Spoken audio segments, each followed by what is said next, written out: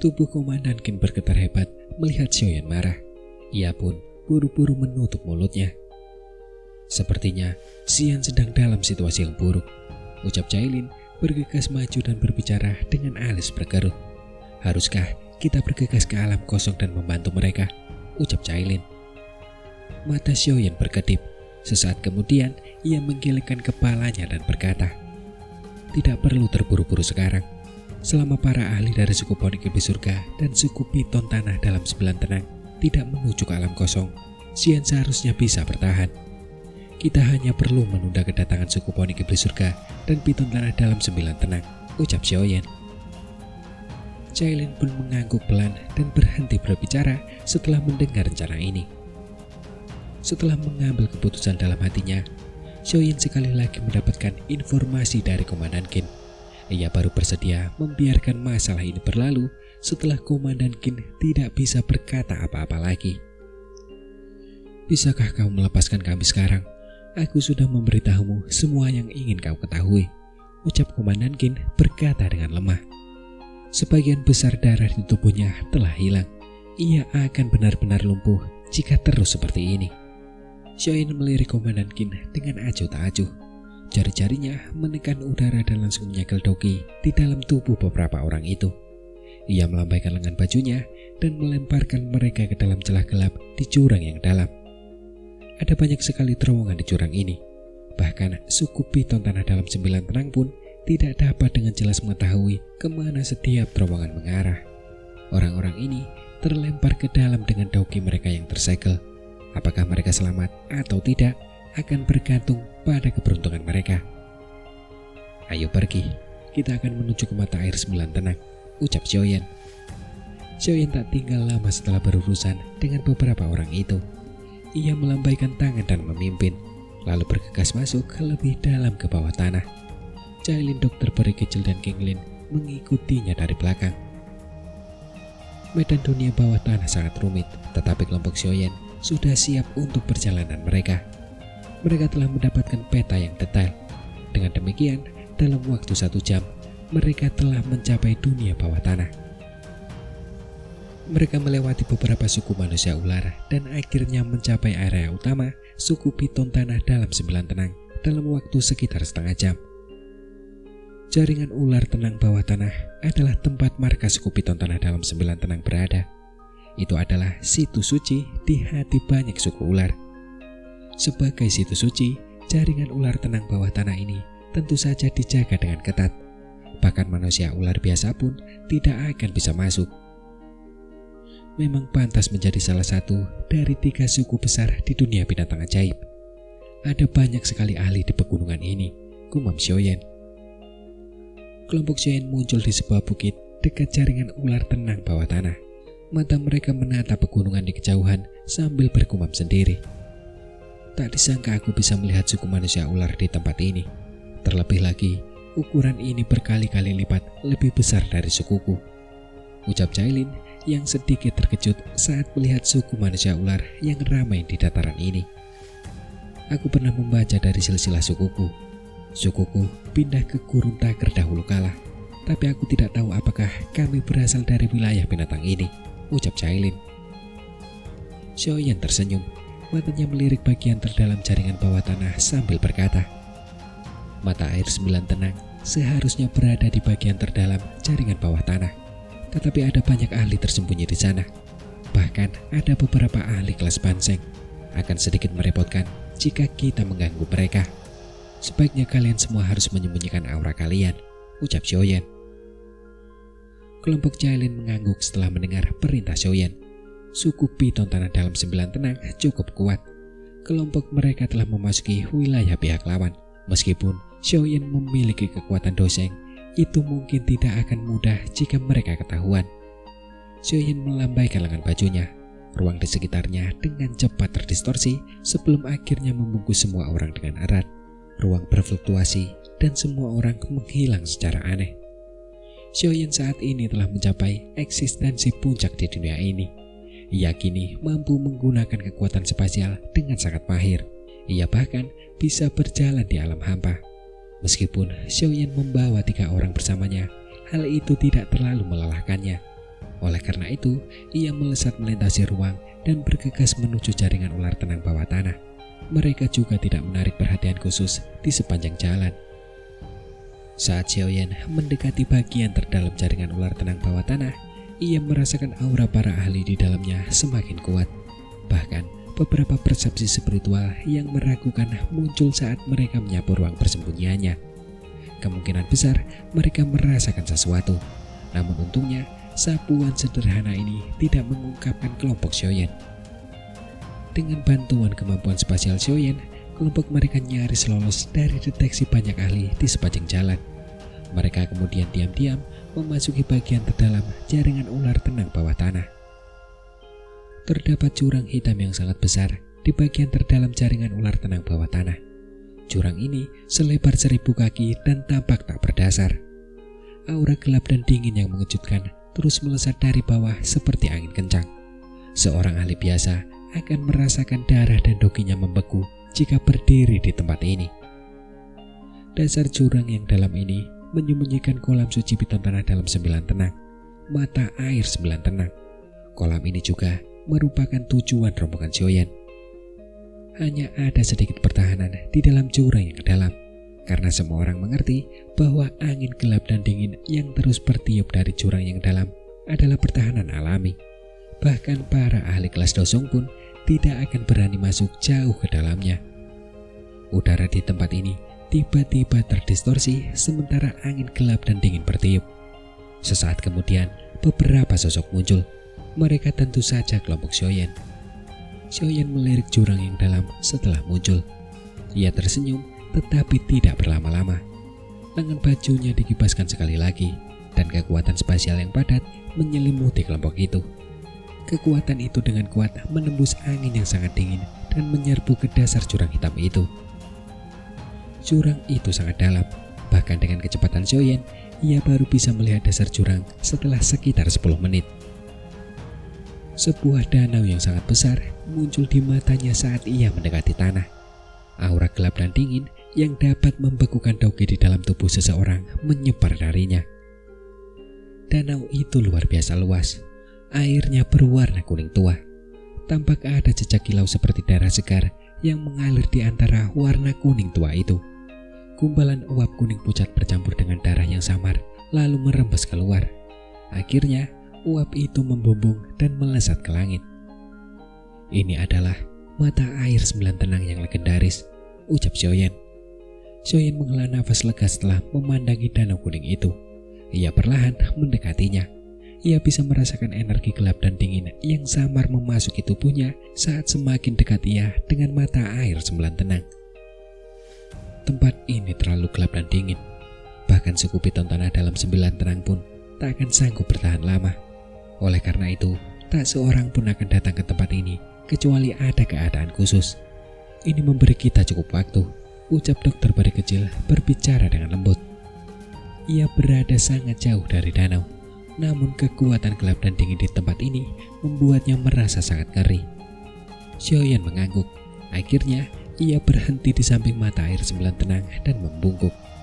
Tangannya menyentuh danau dan tiba-tiba terdengar suara mendesis. Kristal es berwarna kuning tua mulai merambat dengan cepat ke lengannya. Memang sangat kuat. Pantas saja guru bilang dia tak mampu mencapai dasar mata air ini, gumam Xiaoyan.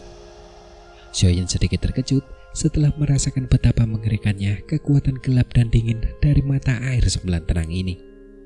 Api surgawinya mulai bersirkulasi di dalam tubuhnya. Api itu akhirnya merembes keluar dan dengan cepat melelehkan lapisan es. Cailin, aku akan memasuki dasar mata air dan mendapatkan kristal darah mata air. Kau harus memasuki mata air ini setelah aku berhasil. Aku akan membantu menjagamu, ucap Xiaoyan mengayunkan tinjunya, menoleh dan berbicara kepada Cailin di sampingnya. Hanya Xiaoyan dan Cailin yang mampu mendeteksi mata air ini di antara kelompok mereka. Xiaoyan mampu mendekatinya karena kekuatannya dan api surgawi, sementara Cailin secara alami dapat mendekatinya karena konstitusinya. Baiklah, kau harus hati-hati. Mundur saja kalau kau tidak bisa, ucap Cailin mengangguk pelan dan mengkhawatirkannya dengan suara muram. Kekuatan gelap dan dingin dari mata air sembilan tenang ini terlalu menakutkan. Sulit membayangkan dingin ekstrim seperti itu bisa ada di dunia ini. Awalnya ia meragukan Yalow ketika mendengarnya mengatakan bahwa tempat ini bisa memungkinkannya untuk berevolusi menjadi piton penelan surga 9 warna. Namun sekarang ia mengerti bahwa ini adalah kemungkinan yang nyata. Xiaoyan mengangguk. Saat ini ia adalah seorang doseng sejati. Dengan 4 jenis api surgawi yang melindunginya, ia yakin ia akan mampu menahan kekuatan gelap dan dingin dari mata air sembilan tenang. Kalian semua harus bersembunyi selama aku berada di mata air sembilan tenang, ucap Xiaoyan sekali lagi berbicara kepada kelompok dokter peri kecil di belakangnya. Tanpa membuang waktu, api surgawi yang pekat mulai merembes keluar dengan cepat dari pori-pori yang tak terhitung jumlahnya di tubuhnya. Suhu tinggi yang mengerikan pun bersentuhan dengan uap dingin itu, dan kabut putih mulai meletus ke segala arah. Xiaoyan mendesah pelan dengan ekspresi muram setelah memanggil api surgawi. Tubuhnya bergerak dan dia menyerbu ke dalam mata air sembilan tenang. Setelah itu, ia bergegas ke dasar mata air dengan kecepatan kilat. Asap putih mengepul setelah Xiaoyan melompat ke mata air sembilan tenang. Gelembung-gelembung kecil terus bermunculan, jelas bahwa ini adalah hasil dari api surgawi. Cailin memberi isyarat dengan tangannya dan membubarkan pilar asap putih itu. Ia baru menghela napas lega setelah asapnya berhenti muncul. Tatapan matanya yang indah tertuju pada dokter peri kecil dan King Lin sambil berkata, "Kita harus bersembunyi dulu dan mendiskusikan apa yang harus dilakukan setelah Xiaoyan keluar," ucap Cailin. Dokter peri kecil dan King Lin mengangguk setelah mendengar kata-katanya. Tubuh mereka berkelebat saat mereka bergegas menuju kegelapan di sekitar. Aura mereka juga kemudian ditekan. Cailin juga mundur ke dalam kegelapan di samping setelah melihat dokter peri kecil dan King Lin bersembunyi. Area di sekitar mata air kuning sembilan tenang kembali menjadi sunyi senyap. Sesekali terdengar suara angin kencang di langit jauh di atas. Namun untungnya tidak ada yang berani masuk ke jurang yang dalam ini. Di sisi lain, sesosok melesat menembus danau kuning keruh dengan kecepatan kilat. Api berkobar di sekelilingnya. Setiap kali api menyentuh air di sekitarnya, ia akan mengeluarkan serangkaian suara mendesis. Memang pantas disebut mata air sembilan tenang. Kekuatan gelap dan dingin yang terkandung di dalamnya sungguh menakutkan, gumam Xiaoyan. Tubuh Xiaoyan melesat cepat menuju dasar mata air. Ekspresi serius perlahan muncul di wajahnya. Kekuatan gelap dan dingin yang terkandung di dalam mata air sembilan tenang seakan mampu membekukan Dogi. Bahkan Xiaoyan masih merasakan anggota tubuhnya mati rasa meskipun api surgawi melindunginya. Bahkan Dogi yang bergejolak di sekitar tubuhnya mulai menunjukkan tanda-tanda melambat. Sepertinya aku perlu menambahkan kecepatan. Aku tidak bisa tinggal lama di sini, gumam Xiaoyan. Menggunakan api surgawi untuk melawan kekuatan gelap dan dingin telah menguras Dogi Xiaoyan. Meskipun Xiaoyan telah mencapai tingkat doseng dan mampu mengendalikan energi alam, kekuatan gelap dan dingin yang memenuhi mata air ini benar-benar tak terbayangkan. Terlebih lagi, Xiaoyan tidak mampu mengendalikan atau menyerap energi ini. Tubuh Xiaoyan bergerak lebih cepat setelah pikiran ini melintas di benaknya. Kecepatannya kembali melonjak saat jejak air yang dalam tercipta di belakangnya saat ia berenang. Air baru mulai bergelombang dan terisi kembali setelah ia lewat, menutupi jejak yang telah ia buat. Api surgawi melonjak liar saat Xiaoyan menjelajahi lebih dalam ke mata air sembilan tenang. Saat ia berjalan lebih dalam, saat ia menjelajahi lebih dalam, kekuatan gelap dan dingin itu berlipat ganda. Namun pada akhirnya, Xiaoyan terus mengerahkan seluruh kekuatannya untuk mengedarkan doginya dan menghalau ki dingin yang telah menyerbu tubuhnya. Aku penasaran seberapa dalam mata air sembilan tenang ini. Kalau terus begini, aku khawatir hanya bisa berbalik dan kembali, gumam Xiaoyan. Xiaoyan menatap dasar danau yang gelap gulita. Ia sedikit mengernyitkan dahi. Ia perlu memastikan bahwa doginya cukup untuk perjalanan pulang. Kekuatan gelap dan dingin di dalam mata air sembilan tenang ini tampaknya memiliki efek pengikisan dogi yang istimewa. Jika ia tidak diisolasi oleh api surgawi, akan sulit bagi Xiaoyan untuk mencapai tempat ini. Tak lama kemudian, suara samar namun tak biasa terdengar di telinga Xiaoyan saat ia merasa terganggu oleh mata air sembilan tenang ini. Ia tiba-tiba merasakan air di belakangnya menyusut dengan cepat. Xiaoyan tiba-tiba melayangkan pukulan ke belakang ketika air semakin deras. Kekuatan mengerikan di tinjunya menggunakan metode khusus untuk menembus aliran air dan menghantam sosok hitam tanpa ampun, menghancurkannya hingga hancur berkeping-keping. Tidak disangka ada makhluk hidup di mata air sembilan tenang ini, gumam Xiaoyan. Keterkejutan melintas di mata Xiaoyan saat ia melirik makhluk hidup itu. Makhluk itu telah hancur berkeping-keping menjadi gumpalan darah. Kekuatan gelap dan dingin di danau ini begitu kuat sehingga bahkan piton tanah dalam sembilan tenang pun tak mampu bertahan lama, apalagi hidup di dalamnya untuk waktu yang lama. Sebelum Xiaoyan sempat menyelam lagi setelah menghancurkan sosok hitam itu, ia tiba-tiba merasakan lebih banyak air yang mulai berfluktuasi. Kabut hitam dengan cepat memenuhi pandangannya. Ekspresi Xiaoyan berubah drastis saat ia melihat kabut hitam ini. Itu bukanlah kabut hitam yang sebenarnya, melainkan kabut hitam ini terdiri dari ular-ular hitam aneh yang tak terhitung jumlahnya dengan sisik yang tak biasa. Suara mendesis itu berasal dari ular-ular aneh ini. Ular-ular aneh ini melebarkan mulut ganas mereka saat mereka masih berada sangat jauh dari Xiaoyan. Banyak anak panah air berwarna hitam pekat melesat keluar dari mulut mereka. Air danau terbelah ketika anak panah air ini menyentuhnya, menyebabkan kecepatan anak panah air ini meningkat. Suara dengungan anak panah yang melesat ke depan juga mengguncang air danau di sekitarnya hingga mengeluarkan suara ledakan yang dalam. Energi yang gelap dan dingin, gumam Xiaoyan. Xiaoyan melirik panah air hitam pekat itu dan mengerutkan kening. Panah air ini mirip dengan kekuatan gelap dan dingin dari mata air sembilan tenang, tetapi memiliki daya rusak yang jauh lebih besar. Tempat yang aneh pada akhirnya akan membentuk beberapa hal yang aneh, ucap Xiaoyan. Xiaoyan tiba-tiba teringat dunia magma di bawah Akademi Jianan, dan pikiran ini melintas di benaknya. Dunia di bawah tanah itu dihuni oleh makhluk misterius yang tak seorang pun di dunia luar tahu. Terlebih lagi, jumlah makhluk-makhluk itu sangat menakutkan. Aku tidak boleh terjerat dengan hal-hal aneh ini. Kalau tidak, aku akan menghabiskan terlalu banyak doki, ucap Xiaoyan. Tubuh Xiaoyan bergerak. Kecepatannya tiba-tiba meningkat saat ia berubah menjadi kilat yang merobek danau. Kilat itu dengan cepat melesat ke dasar mata air sembilan tenang. Tetapi ular-ular hitam aneh itu dengan cepat berbalik saat Xiaoyan melarikan diri. Mereka mengejar dari segala arah. Xiaoyan dengan cepat mengerahkan seluruh kekuatannya. Meskipun ia berada jauh di dalam air, kecepatannya yang menakutkan masih menciptakan bayangan-bayangan di sepanjang jalan. Bayangan-bayangan ini kemudian ditembus oleh bertonton panah air yang ditembakkan dari belakang. Sungguh benar-benar merepotkan, gumam Xiaoyan. Ular-ular aneh ini terus mengikuti Xiaoyan seperti belatung di tulangnya. Terlepas dari seberapa cepat ia meningkatkan kecepatannya, akhirnya raut wajahnya menjadi dingin. Ia melirik ke belakang sebelum mengepalkan tangannya dan sekumpulan api muncul di dalamnya. Ia kemudian melemparkan api itu sebelum akhirnya membumbung tinggi. Api itu pun berubah menjadi awan api yang menyebar. Awan api kemudian menyebar menjadi lautan api.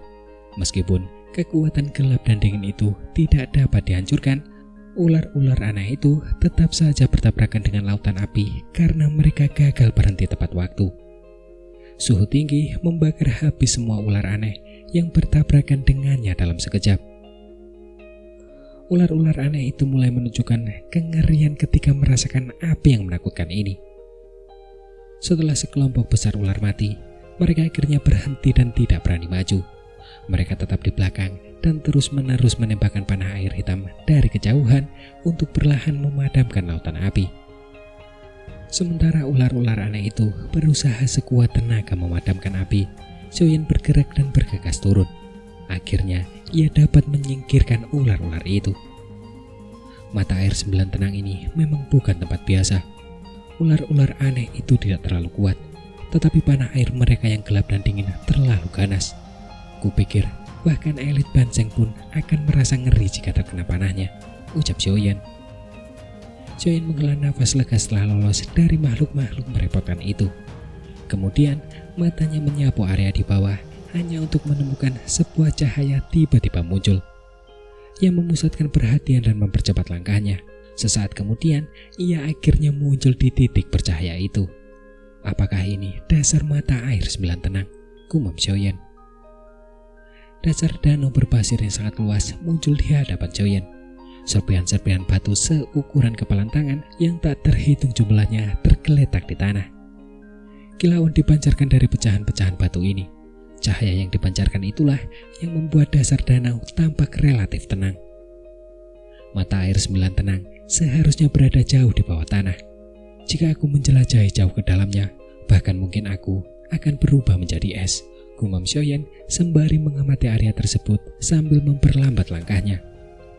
Ia mulai mencari apa yang disebut kristal darah mata air. Tetapi ia terkejut karena tidak menemukan kristal darah mata air dimanapun ia mencari. Tidak ada kristal darah mata air di sini. Mungkinkah semuanya telah diambil oleh suku Piton Tanah dalam 9 tenang? Ucap Xiaoyan. Ekspresi Xiaoyan agak muram setelah pencarian panjangnya yang sia-sia. Ia telah menghabiskan banyak tenaga untuk sampai di tempat ini. Lalu apa ia harus kembali dengan tangan kosong? Selamatkan aku. Erangan yang sangat samar tiba-tiba menembus air dan memasuki telinga Xiaoyan tepat saat dia mengerutkan kening. Siapa? Ucap Xiaoyan. Ekspresi Xiaoyan tiba-tiba berubah setelah mendengar suara samar ini. Doki keluar dari tubuhnya dengan suara dentuman. Matanya dengan hati-hati mengamati sekelilingnya. Ada orang lain di bawah sini. Mengapa aku tidak merasakan apa-apa? Namun mengapa aku tidak merasakan apa-apa? Gumam Xiaoyan. Namun suara itu lenyap sepenuhnya ketika Xiaoyan memfokuskan pikirannya dan menunggu. Seolah-olah semua yang didengarnya sebelumnya hanyalah ilusi. Mungkinkah aku salah dengar? Gumam Xiaoyan. Xiaoyan sedikit mengernyit, namun hatinya mengerti bahwa mustahil untuk salah dengar di levelnya. Ia menundukkan kepalanya perlahan dan mendarat di pasir. Setelah ragu sejenak, ia tiba-tiba mengepalkan tangannya di depannya. Jejak telapak tangan terbentuk di tanah berpasir setelah Xiaoyan mengulurkan tangannya. Rantai logam setinggi 1000 kaki tiba-tiba terlihat di depan mata Xiaoyan sementara bebatuan berpasir bergulung. Xiaoyan menyipitkan matanya setelah melihat rantai logam yang sangat besar itu muncul. Ia meraihnya dengan tangannya dan rantai logam itu perlahan ditarik keluar. Setelah itu, tanah juga mulai bergetar sebelum 3 rantai logam lainnya muncul dari tanah. Rantai-rantai logam ini terhubung di tonjolan seperti gunung. Mustahil untuk memindahkannya hanya dengan sekali tarikan. Mata Xiaoyan tak peduli di mana rantai logam itu terhubung. Matanya menatap ke tengah keempat rantai itu. Ia menemukan ada gumpalan besar lumpur hitam di sana. Xiaoyan melambaikan tangannya sambil mengamati gumpalan lumpur itu dan lumpur itu pun berhamburan. Benda di dalamnya pun terekspos setelah lumpur berhamburan. Ternyata itu adalah seseorang yang tubuhnya kering dan layu seperti tengkorak. Aura orang ini sangat kuat. Kemungkinan besar dia seorang elit doseng yang kekuatannya telah mencapai bintang ketiga. Lalu kenapa dia dikurung di tempat ini? Gumam Xiaoyan. Matanya terbelalak kaget saat melihat sosok manusia yang seperti kerangka itu. Selamatkan aku, dan aku akan menjadikan seluruh suku Piton Tanah dalam 9 tenang menjadi bawahanmu, ucap pria itu. Sosok manusia yang keriput itu tiba-tiba membuka kedua matanya sementara Xiaoyan sedang menatapnya.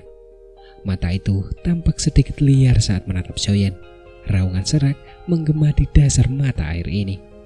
Suara itu terdengar seperti tangisan hantu yang membuat hati seseorang merinding. Xiaoyan mengerutkan kening sambil mengamati sosok manusia yang keriput itu.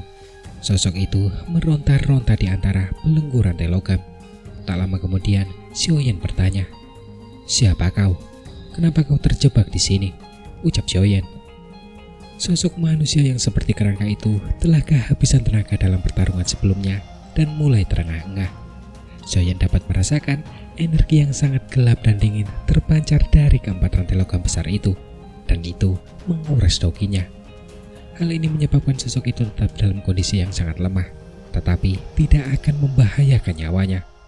Yang bisa dilakukan sosok itu hanyalah hidup di ambang nafas terakhirnya di tengah kelelahan yang tak kunjung usai ini.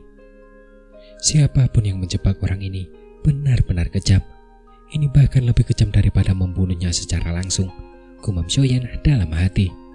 Rasa terkejut melintas di hati Xiaoyan.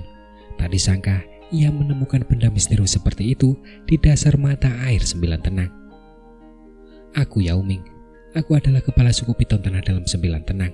Ucap sosok manusia yang seperti kerangka itu menahan nafas sejenak sebelum akhirnya menjawab pertanyaan Xiaoyan. Suaranya sangat serak. Seperti batu yang menggores kaca, suaranya sangat memegahkan telinga. Selamatkan aku. Asal kau menyelamatkanku, aku akan menyetujui syarat apapun yang kau ajukan. Ucap orang yang mengaku bernama Yao Ming itu menatap Xiaoyan dengan mata memohon. Memohon dengan suara keras. Kepala suku piton tanah dalam 9 tenang, gumam Xiaoyan sembari mengerutkan kening, tetapi tetap tidak terpengaruh oleh permohonan itu. Kemudian ia menjawab dengan suara lirih. Setahuku, kepala suku piton tanah dalam 9 tenang seharusnya bernama Yao Xiaotian kan? Ucap Xiaoyan. Bajingan itu, dialah yang menggunakan rencana jahat untuk merebut posisiku dan menyegelku di dasar mata air 9 terang ini. Bajingan itu, dia telah membuatku menderita membara dalam kekuatan gelap dan dingin ini selama berabad-abad. Jika aku beruntung bisa melihat langit lagi, aku Yao Ming akan memastikan dia mengalami nasib yang lebih buruk daripada kematian, ucap Yao Ming. Mata Yao Ming langsung memerah setelah nama Xiao Yaotian memasuki telinganya. Kebencian yang tak berujung melonjak di matanya. Raungannya yang gila terus bergema di dasar mata air. Xiaoyan terdiam mendengar teriakan ini. Orang ini telah disegel di tempat ini selama berabad-abad. Nasib ini benar-benar sungguh menyedihkan. Kekuatan dan dingin dari mata air 9 tenang bagaikan bilah tajam yang menusuk tubuh seseorang. Rasa sakit yang menusuk itu adalah sesuatu yang tak tertahankan bagi orang biasa. Namun orang di depannya ini telah menderita kepahitan ini selama berabad-abad. Bahkan Xiaoyan tanpa sadar menggelengkan kepalanya setelah mengetahui informasi ini. Bisakah kau ceritakan tentang hubunganmu dengan Yao Xiaotian itu? Ucap Xiaoyan merentangkan tangannya dan bertanya. Aku kakak kandung Yao Xiaotian, ucap Yao Ming ragu sejenak sebelum berbicara dengan suara serak. Seharusnya akulah penerus sejati kepala suku piton tanah dalam 9 tenang. Banyak tetua di suku itu yang menyukaiku. Sebenarnya mustahil bagi Yao Xiaotian untuk menjadi kepala suku. Dia juga memahami hal ini dalam hatinya. Karena itu, dia biasanya sangat menghormatiku. Tetapi diam-diam, dia sedang merencanakan sesuatu yang jahat. Pertama-tama dia merancuniku, lalu menyerangku ketika kekuatanku menurun. Akhirnya dia menyegelku di dasar mata air 9 tenang ini, ucap Yao Ming. Kenapa dia tidak membunuhmu saja? Itu akan menyelamatkannya dari banyak masalah, tanya Xiaoyan. Itu karena dia bahkan tidak ingin kematianku mudah. Adikku ini benar-benar memperlakukanku dengan baik, ucap Yao Ming tak kuasa menahan tawa seraknya setelah mengucapkan kalimat terakhir itu. Namun tawanya dipenuhi dengan kesengsaraan dan juga amarah. Xiaoyan terdiam. Xiao Ding dan Xiao Li rela mengorbankan nyawa mereka untuk melindunginya. Karena itu, ia bahkan tidak bisa membayangkan bagaimana kedua saudara ini bisa begitu saling membenci. Kau ingin aku menyelamatkanmu? Kau harus tahu bahwa Yao Xiaotian saat ini adalah kepala klan dari suku piton tanah dalam 9 tenang. Dia pasti bisa mengendalikan banyak tetua. Nasibmu mungkin tidak akan baik begitu kau muncul, ucap Xiaoyan. Aku memiliki tongkat 9 tenang. Ini adalah kenang-kenangan dari kepala suku piton tanah dalam 9 tenang. Hanya kepala suku sejati yang bisa memegangnya. Setelah aku lolos dan menghabisi Yao Xiaotian, aku akan menjadi kepala suku yang baru. Para tetua lainnya tidak akan berani menyerangku, ucap Yao Ming buru-buru menjelaskan. Seberapa kuat kekuatanmu dan seberapa kuat Yao Xiaotian itu, ucap Xiaoyan menyipitkan matanya dan bertanya. Aku hanya seorang banceng tingkat menengah ketika aku disegel di sini. Berendam di mata air selama berabad-abad mungkin telah membuatku menderita kepahitan yang tak berujung. Tetapi itu juga memungkinkan kekuatanku meroket. Dan sekarang aku telah menjadi bintang kedua dari kelas doseng. Jika aku diizinkan melihat langit lagi, dogi dalam tubuhku akan segera pulih dan mencapai puncaknya, ucap Yao Ming dan kembali berkata, lagi pula, Yao Xiaotian hanyalah seorang dosun tingkat puncak ketika aku masih banceng saat itu. Dengan bakatnya, dia mungkin telah mencapai kekuatan doseng bintang 1 setelah bertahun-tahun, tetapi dia memiliki seorang kaki tangan yang terpercaya. Dia adalah tetua pertama dari suku Piton Tanah dalam 9 tenang. Menurut dugaanku, tetua ini seharusnya juga memiliki kekuatan doseng bintang 1 sekarang. Saat itu, anjing tua ini juga telah membantu Yao Xiaotian melukai dan menyegelku dengan serius, ucap Yao Ming.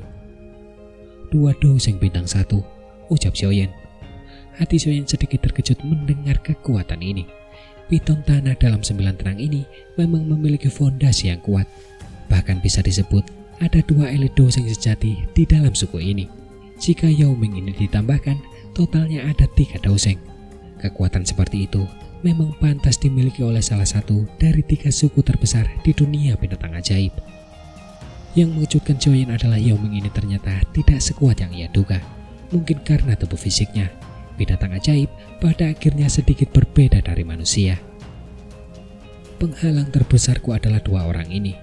Suku Piton Tanah dalam 9 tenang akan kukendalikan setelah mereka dibasmi. Sahabat muda, kau akan menjadi penyelamatku. Aku Yao Ming mungkin bukan orang yang baik dan ramah, tapi aku menepati janjiku. Begitu aku menguasai suku Piton Tanah dalam 9 tenang, aku akan berusaha sebaik mungkin untuk memenuhi permintaanmu, ucap Yao Ming. Mata Yao Ming berbinar saat ia menatap Xiaoyan dan berbicara dengan suara berat. Xiaoyan mengebalkan tinjunya di balik lengan bajunya, tetapi ia tidak langsung menjawab. Matanya berkilat. Ia telah memikirkan cara untuk menghancurkan aliansi 3 Pulau Naga dan juga berpikir untuk mencari pihak luar guna membantu Xian sejak mendengar apa yang terjadi. Namun, ia tidak menemukan ide yang bagus sekeras apapun ia berpikir. Lagi pula, suku Piton Tanah dalam 9 tenang bukanlah faksi yang bisa disejajarkan dengan sekte langit mendalam. Suku ini memiliki kekuatan yang luar biasa. Ia mungkin bisa melawan suku ini jika ia memanggil beberapa ahli dari aliansi, tetapi pasti akan sedikit sulit jika Xiaoyan mencoba menanganinya sendiri. Xiaoyan juga pernah mendengar tentang Yao Xiaotian. Orang ini memang telah menggunakan segala macam taktik untuk mencapai tujuannya. Ia juga dingin dan kejam. Ia hanya memikirkan keuntungan yang bisa diraihnya. Mengingat karakternya, ia pasti akan setuju untuk bersekutu dengan 3 Pulau Naga untuk melawan Pulau Naga Timur milik Xian, tetapi hanya jika ia mendapatkan banyak keuntungan. Pada saat itu, Xian akan menghadapi banyak lawan. Meskipun ia memiliki konstitusi naga bonik yang sangat langka, ia tidak akan mampu menghadapi semuanya. Namun, jika Yao Ming ini benar-benar bisa menguasai suku Piton Tanah dalam 9 tenang, niscaya itu benar-benar akan menghancurkan rencana 3 Pulau Naga besar. Kehilangan bala bantuan seperti itu akan menjadi pukulan telak bagi mereka. Aku tidak bisa mempercayaimu, ucap Xiaoyan. Pikiran ini terlintas di benak Xiaoyan sejenak sebelum akhirnya ia mengangkat kepalanya. Ia menatap Yao Ming dan perlahan menggelengkan kepalanya. Ia terlalu tahu sedikit tentang Yao Ming ini. Ia tidak mampu memahami karakter Yao Ming. Jika orang ini menjadi orang yang tidak tahu berterima kasih setelah diselamatkan dan akhirnya menggigitnya, ia akan benar-benar merasakan ketidakadilan yang luar biasa. Mendengar Xiaoyan mengucapkan kata-kata itu, Yao Ming terbelalak, tetapi ia tak mampu berkata apa-apa. Ia sadar ia takkan bisa membuat Xiaoyan percaya padanya setelah mereka baru saja bertemu. Namun, masih ada cara agar aku menyelamatkanmu. Aku bahkan bisa membuatmu merebut kembali posisimu sebagai kepala suku setelah menyelamatkanmu. Namun, ada syaratnya, ucap Xiaoyan. Mata Xiaoyan berkedip. Ia menatap Yao Ming dengan seksama sambil mengucapkan syaratnya. Kau akan melepaskan jiwamu dan membiarkanku menanamkan jejak spiritual di dalamnya. Jika kau berbohong padaku, aku akan meledakkan segel spiritualnya. Saat itu terjadi, kau pasti akan terluka parah meskipun kau seorang elit doseng, dan kekuatanmu juga akan tetap stagnan, ucap Xiaoyan. Ekspresi Yao Ming sedikit berubah setelah mendengar ide ini. Ini sama saja dengan menyerahkan hidupnya kepada orang lain. Aku hanya bisa percaya padamu jika kau melakukan ini. Jika kau menolak, aku akan langsung berbalik dan pergi. Sejujurnya, aku benar-benar tidak ingin terlibat dalam kekacauan ini, ucap Xiaoyan menjelaskan dengan suara berat. Yao Ming menggertakkan giginya erat-erat, matanya terus berkedip. Karakternya memang tak ingin dikekang oleh orang lain, tetapi amarah dan kebencian di hatinya membuncah saat ia memikirkan kepahitan yang telah dideritanya selama ratusan tahun. Ia segera menggertakkan giginya dan meraung perlahan. Baiklah, aku akan melakukan apa yang kau katakan. Aku tak sanggup lagi menahan kebencian di hatiku. Aku harus mencapik-capik bajingan itu menjadi ribuan keping, ucap Yao Ming. Baiklah, ucap Xiaoyan. Xiaoyan merasa lega setelah mendengar bahwa Yao Ming benar-benar menyetujui syaratnya. Yao Ming menarik nafas dalam-dalam. Sebuah kilatan melintas di dahinya dan kekuatan spiritual yang tak terlihat melonjak keluar. Akhirnya, kekuatan itu membentuk seekor ular hitam besar di depannya. Xiaoyan tersenyum setelah menyaksikan Yao Ming berinisiatif memanggil jiwanya. Pikirannya bergerak dan secercah semangat membara melesat cepat sebelum dengan cepat menyerbu dahi ular raksasa hitam itu. Tubuh ular itu bergetar hebat saat jejak spiritual itu masuk. Lalu kemudian ular itu dengan cepat berpencar dan kembali ke dahi Yao Ming. Xiaoyan bisa merasakan fluktuasi spiritual Yao Ming begitu jiwanya kembali ke dahinya. Xiaoyan hanya perlu berpikir dan jejak spiritual yang mengandung kekuatan api surgawi itu akan meledak dan menghancurkan jiwa Yao Ming berkeping-keping. Pak Tua, aku datang ke mata air 9 tenang ini untuk mencari kristal darah mata air. Tahukah kau di mana benda itu? Ucap Xiaoyan tersenyum dan bertanya setelah menyelesaikan masalah ini. Kristal darah mata air sangat langka, bahkan di mata air 9 tenang. Biasanya dibutuhkan 1000 tahun sebelum kristal seukuran telapak tangan terbentuk. Aku telah menelan benda-benda ini selama beberapa ratus tahun ini, ucap Yao Ming ragu sejenak setelah mendengar pertanyaan ini. Tiba-tiba ia membuka mulutnya dan cahaya darah melesat keluar. Akhirnya cahaya darah ini berhenti di depan Xiaoyan. Cahaya itu adalah kristal berwarna darah seukuran telapak tangan. Bagian tengah kristal itu tampak memiliki aliran darah yang tak berujung, membuatnya tampak sangat aneh. Apakah ini kristal darah mata air? Gumam Xiaoyan. Xiaoyan bergumam lirih sembari mempelajari kristal darah itu dengan keanehannya.